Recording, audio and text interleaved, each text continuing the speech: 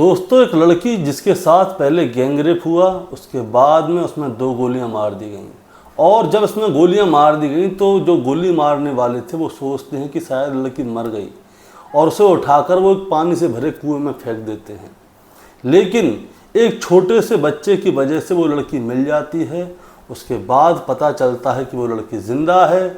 और उसके बाद जो गैंगरेप करने वाले थे, जो उस लड़की को गोली मारने वाले थे, उन सबका राज खुल जाता है। तो दोस्तों, आज की कहानी से हम यही जानने की कोशिश करेंगे कि आखिर ये लड़की कौन थी और इसके साथ गैंगरेप किसने किया और कोर्ट ने क्या कहा। नमस्कार दोस्तों, मैं गौरव शर्मा और आप देख रहे हैं गौरव शर्मा सफ़र। दोस्तों, आज की जो सच्ची घटना मैं आपको सुनाने जा रहा हूँ, ये सच्ची घटना है उत्तर प्रदेश का ग्रेटर नोएडा है। और ग्रेटर नोएडा का एक गांव लगता है सलीमपुर। दोस्तों, सलीमपुर का जो जंगल था वहाँ पे खेत थे और खेतों के बीच में एक था कुआं जिसमें कि पानी भरा हुआ था। मैं बात कर रहा हूँ 6 दिसंबर 2015 की। लगभग सुबह 8 बजे का वक्त रहा होगा। एक बच्चा उस कुएं के पास टहल रहा होता है। जब वो बच्चा उस कुएं के पास टहल रहा होता है तो उस कुएं में से उसको अजीबोगरीब आवाज़ें आ रही होती हैं। वो सोचता है कि कहीं शायद इस कुएं के अंदर कोई भूत तो नहीं है। तो वो चिल्लाता चिल्लाता अपने चाचा के पास जाता है जो कि खेत में काम कर रहे थे और उन्हें बताता है कि उस कुएं में से अजीब अजीब सी आवाज़ आ रही हैं। अब जैसे ही उसका चाचा ये वाली बात सुनता है तो वो दौड़ता हुआ कुएं के पास जाता है और अंदर झुक के देखता है, यानी कि झांक के देखता है। तो वो देखता है कि उस कुएं के अंदर एक लड़की है और जो ज़ोर ज़ोर से चीख रही थी, चिल्ला रही थी, वो करहा रही थी, उसके अंदर से दर्द की आवाज़ आ रही थी। दोस्तों, मैं आपको बताना चाहूँगा वो कुएं की जो गहराई थी वो 30 फुट के आसपास थी और उस कुएं में पानी भी भर रहा था। अब जैसे ही वो आदमी उस लड़की को कुएं के अंदर देखता है तो वो जितनी ज़ोर से हो सकता था उतनी ज़ोर से चिल्लाता चिल्लाता खेतों की तरफ जाता है। अब जो लोग खेतों में काम कर रहे थे वो उसकी आवाज़ सुनते हैं और उससे पूछते हैं कि क्या हुआ। तो वो बताता है कि कुएं के अंदर एक लड़की है जो कि ज़ोर ज़ोर से चिल्ला रही है। तो गांव के और लोग भी आ जाते हैं उस लड़की को बचाने के लिए। गांव के लोग बड़ी मेहनत मशक्क़त के बाद उस लड़की को कुएं से बाहर निकाल लेते हैं। तो पता चलता है उस लड़की के पीठ पर 2 गोलियां लगी हुई थी, लेकिन वो लड़की बची हुई थी, उसमें जान थी। अब पुलिस को फ़ोन किया जाता है और पुलिस मौका वारदात पर पहुंच जाती है। अब दोस्तों, मैं बताना चाहूँगा जो लड़की थी वो खून से लथपथ थी। उसमें 2 गोलियां पड़ी हुई थीं और 12 घंटे से ज़्यादा वो उस कुएं में रही थी और वो दर्द से करहा रही थी। अब गांव वाले क्या करते हैं, उस लड़की को पुलिस के सुपुर्द कर देते हैं और पुलिस वाले उसे एक यथार्थ करके हॉस्पिटल है उसमें जाके एडमिट कर देते हैं। अब जैसे ही यथार्थ हॉस्पिटल के वो डॉक्टर उस लड़की को देखते हैं और उसे चेक करते हैं तो डॉक्टर भी ये कहने पर मजबूर हो जाते हैं। वो कहते हैं कि ये किसी कुदरत के करिश्मे से कम नहीं है कि ये लड़की 12 घंटे तक उस कुएं के अंदर रही और इसकी पीठ पर 2 गोलियां लगी हुई हैं जो कि बहुत ही ज़्यादा गहरा निशान है और ये लड़की बच गई। अब दोस्तों, उस लड़की का प्राथमिक इलाज किया जाता है और उसके बाद में उस लड़की को दिल्ली के अपोलो हॉस्पिटल में भर्ती कर दिया जाता है और फिर इंतज़ार किया जाता है उस लड़की के होश में आने का। दरअसल पुलिस ये जानना चाहती थी कि ये लड़की कौन है, कहाँ से आई है और इसके साथ ऐसा क्या हुआ कि जो इसकी पीठ में 2 गोलियां मारी गईं। अब दोस्तों, जैसे ही इस लड़की को होश आता है तो ये देखती है कि इसके सामने एक मजिस्ट्रेट बैठा होता है और वो मजिस्ट्रेट बड़े ही प्यार से पुचकारते हुए उस लड़की से पूछता है कि बेटा, तुम्हारी तबीयत ठीक है ना, अब कैसी हो तुम। अब लड़की उस मजिस्ट्रेट की तरफ देखती है और उसकी आंखों से आंसू गिरने लगते हैं। दरअसल दोस्तों, बात ही कुछ ऐसी थी कि वो लड़की की आंखों से आंसू गिरने ही थे। अब जब उस लड़की से बड़े प्यार से पूछा गया, बड़े प्यार से उसको संभालते हुए उसको पुचकारा गया। दरअसल उस लड़की को ये चीज़ जतानी थी कि जो भी लोग यहाँ पे हैं उनमें से कोई भी गलत इंसान नहीं है और सभी उसके साथ हैं। तब जाके लड़की थोड़ा हल्की हुई, उसका मन थोड़ा हल्का हुआ और उसके बाद में उस लड़की ने अपनी कहानी सुनाना शुरू किया। वो लड़की बताती है कि वो दिल्ली के उत्तम नगर की रहने वाली है। उसके परिवार में उसकी माँ है, पिता हैं, एक छोटा भाई है, एक छोटी बहन है। कुल मिलाकर इस परिवार में 5 लोग रहते हैं। उसकी ज़िंदगी बहुत अच्छी चल रही होती है। लेकिन 22 नवंबर 2015 की सुबह की बात है दोस्तों, लगभग 5:30 बजे का समय रहा होता है। तो उसके घर वाले उससे कहते कि बेटा जाओ दूध ले आओ। अब क्या होता है, वो लड़की क्या होती है, अपने घर से दूध लेने के लिए निकलती है। उसके घर से थोड़ी ही आगे एक पार्किंग होती है, वहाँ पे 3 लोग होते हैं गाड़ी के पास खड़े हुए। अब वो लड़की दूध लेने के लिए जा रही होती है, तो वो देखते हैं कि तीनों लोग आसपास में कोई भी नहीं है। वो तुरंत क्या करते हैं, उस लड़की को पकड़ते हैं, अपनी गाड़ी में डाल लेते हैं और उसे कोई नशीली चीज़ सुंघा देते हैं, जिससे कि वो बेहोश हो जाती है। अब जब उसकी आंखें खुलती हैं तो उसे पता चलता है कि ग्रेटर नोएडा का एक जगह है तुगलका नगर। वो वहाँ पे एक फार्म हाउस था, फार्म हाउस के अंदर कैद थी और उस फार्म हाउस की बात बताता हूँ दोस्तों, उसके आसपास कोई भी घर नहीं था। अब लड़की की आंखें खुलती हैं तो वो देखती है कि उसके सामने 3 लोग बैठे हुए हैं जो कि शराब पी रहे हैं। दोस्तों मानो कि जैसे वो तीनों लोग उस लड़की के होश में आने का इंतज़ार कर रहे थे। उन तीनों लोगों की उम्र 24 से लेकर 35 साल के बीच में होती है। अब जैसे ही वो लड़की होश में आती है तो वो लोग देखते हैं कि लड़की होश में आ गई। उसके बाद में वो तीनों लोग बारी बारी से उस लड़की के साथ में बलात्कार करना शुरू कर देते हैं। बताया जा रहा है कि बाद में ये संख्या कुछ ज़्यादा भी हो गई थी, लेकिन आंकड़ों के हिसाब से 3 ही लोग थे।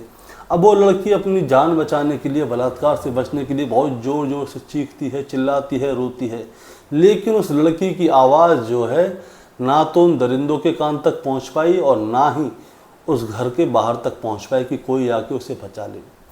अब इनको जैसे जैसे मौका मिलता था वो वैसे वैसे उस लड़की के साथ बलात्कार करते थे। खाना पीना, दारू शराब सब कुछ इनके पास था। लड़की को भी खिला पिला रहे थे, खुद भी खा पी रहे थे। अब इस लड़की के घर पे आ जाते हैं तो इसके परिवार के लोग इसको ढूंढना शुरू कर देते हैं कि ये सुबह 5:30 बजे दूध लेने के लिए गई थी, अब तक आई नहीं है।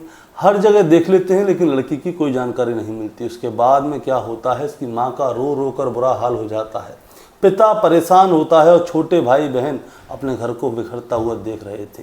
अब इसके परिवार के लोग क्या करते हैं, पुलिस स्टेशन जाते हैं और वहाँ पे जाकर रिपोर्ट लिखाते हैं कि हमारी बेटी सुबह 5:30 बजे दूध लेने के लिए गई थी, लेकिन वो अभी तक घर नहीं पहुँची। हमने उसे हर जगह तलाश कर लिया लेकिन वो लड़की कहीं भी नहीं मिल रही। अब दोस्तों होता क्या था, उस लड़की के साथ में जास्ती पे जास्ती होना शुरू हो जाती है। इन लोगों में कंपटीशन हो जाता है कि कौन कितनी देर तक इस लड़की के साथ गलत काम करेगा, कौन कितनी बार दिन में इस लड़की के साथ गलत काम कर सकता है। ये लोग कंटिन्यू जैसे ही समय मिलता था उस लड़की के साथ में गलत काम करते रहते थे। अब क्या होता है, 1 दिन बीतता है, 2 दिन बीतता है, ऐसे ही करते करते 15 दिन बीत जाते हैं और ये लोग उस लड़की को छोड़ते नहीं हैं।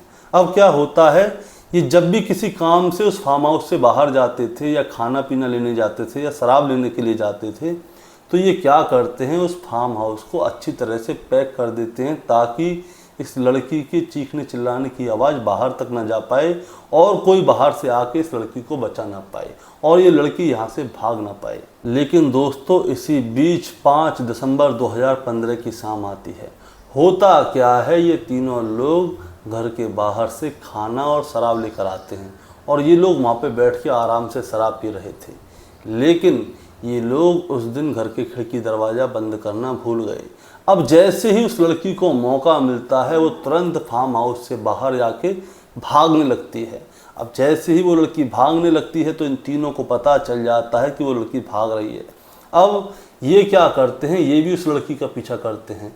ये दोस्तों सलीमपुर इलाके की बात है, दूर दूर तक खेत थे, रात का समय था तो कोई खेत में था भी नहीं। तो अचानक से क्या होता है, जब वो लड़की भाग रही होती है तभी एक गोली चलती है। अब जैसे ही गोली चलती है वो लड़की नीचे गिर जाती है और उसके पास आते हैं वो तीनों लोग और एक गोली और उसमें मार देते हैं। वो गोली मार देते हैं, उनको ये लगता है कि अगर आसपास के लोगों ने इसको देख लिया, इसको बचा लिया तो ये लड़की उनका भंडाफोड़ कर देगी और पुलिस को इनके बारे में सब कुछ बता देगी, क्योंकि इन तीनों का चेहरा उस लड़की ने अच्छी तरह से देख लिया था। अब ये तीनों समझते हैं कि शायद वो लड़की मर गई है, तो क्या करते हैं, उस लड़की को उठाते हैं और जो 30 फुट गहरा कुआं था जिसमें कि पानी भरा हुआ था उस पानी में फेंक देते हैं। दोस्तों वो तीनों ये नहीं जानते थे जिसको ऊपर वाला बचाने वाला होता है उसे कोई भी नहीं मार सकता।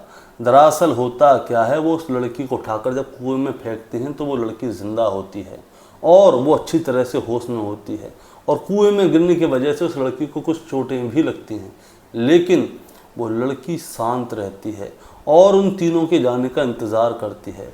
अब वो जब तीनों चले जाते हैं और उस लड़की को पूरा कंफर्म हो जाता है कि वो लोग अब वापस नहीं आएंगे, तब वो रात को 10 बजे के बाद से उस कुएं के अंदर चीखना चिल्लाना शुरू कर देती है। लेकिन रात का समय था, इसलिए कोई भी उसकी आवाज़ नहीं सुन पाता। लेकिन अगले दिन यानी कि 6 दिसंबर 2015 की सुबह एक लड़का उस कुएं के पास घूम रहा होता है, तो उसको उस कुएं में से आवाज़ आती है। तो वो अपने चाचा के पास जाता है, तो चाचा उसको देखता है और गांव वालों के लोगों के साथ उसको वहां से मिलकर निकालता है। फिर उसको पुलिस के हवाले किया जाता है और हॉस्पिटल में उसका इलाज करवाया जाता है। और उसके बाद उन तीनों आरोपियों को चिन्हित किया जाता है और उस लड़की के साथ उस फार्म हाउस पे जाया जाता है कि कहाँ पे इस लड़की के साथ बलात्कार हुआ था। उसके बाद उन तीनों आरोपियों को गिरफ्तार किया जाता है और गिरफ्तार करके जेल भेज दिया जाता है। और लगभग 9 साल हो चुके हैं दोस्तों, ये केस अभी भी कोर्ट में चल रहा है। दोस्तों, एक अखबार के अकॉर्डिंग हम माने तो 29 अगस्त 2024 तक इन लोगों को कोई भी सज़ा नहीं मिली है। इन तीनों के ऊपर केस चल रहा है। और साथ में मैं आपको ये भी बताना चाहूँगा कि ये तीनों आरोपी जमानत पर इस समय जेल से बाहर हैं। और जो वो लड़की है अभी भी अपने घर पर है। अब मैं आपको दोस्तों एक और बात बताना चाहूँगा। इस घटना के बाद जो लड़की के पिता थे वो अपनी पत्नी को छोड़कर चले गए हैं। उनका कहना था कि शायद उसकी पत्नी की ही गलती है जो उसकी लड़की के साथ ऐसा हुआ, इसीलिए उसने किसी और से शादी कर ली है। और जो उस लड़की की माँ है वो आज भी अपने बच्चों के साथ इस केस को लड़ रही है। मैं आपको एक और बात बताना चाहूँगा, इसकी परिवार की परिस्थिति बहुत ज़्यादा ख़राब थी, तो इसीलिए इस लड़की की माँ लोगों के घर में झाड़ू पोंछा करती है। और परिस्थिति ख़राब होने की वजह से इस घर के बच्चे ज़्यादा पढ़ भी नहीं पाए। और दोस्तों, यहीं पे इस कहानी को ख़त्म करते हैं। आपको एक और बात बताना चाहूँगा, इस कहानी को आपको बताने का मतलब ये नहीं है कि मैं आपको परेशान करना चाहता हूँ या किसी को विचलित करना चाहता हूँ। बस ये बताना और जताना चाहता हूँ कि हमारे देश की न्यायपालिका कितनी ढीली है। यहाँ पे क्या होता है, कभी कभी जो बड़े बड़े गैंगस्टर होते हैं, खूनी होते हैं, उनको ऐसे ही छोड़ दिया जाता है। और कभी कभी जो बेगुनाह होते हैं, निर्दोष होते हैं, उनको सज़ा भी मिल जाती है। इस लड़की की तरह, यानी कि इस लड़की ने उन तीनों बदमाशों को देख भी लिया, पहचान मिला, सारी चीज़ फाइनल हो चुकी, लेकिन आज भी वो बेल पे बाहर हैं, यानी कि जेल से बाहर हैं और वो अपनी ज़िंदगी बहुत अच्छी तरह से जी रहे हैं। लेकिन इस लड़की के बारे में क्या, जो कि सारी उम्र उन दिनों को याद करके रो रही होगी। दोस्तों, आपका क्या कहना है इस कहानी के बारे में, आप ज़रा हमें कमेंट में बताइएगा। चैनल पे नए हैं तो सब्सक्राइब करके जाइएगा, ताकि रोज़ाना शाम को 8 बजे हम आपके लिए एक ऐसी वीडियो लेकर आ सकें। नमस्कार।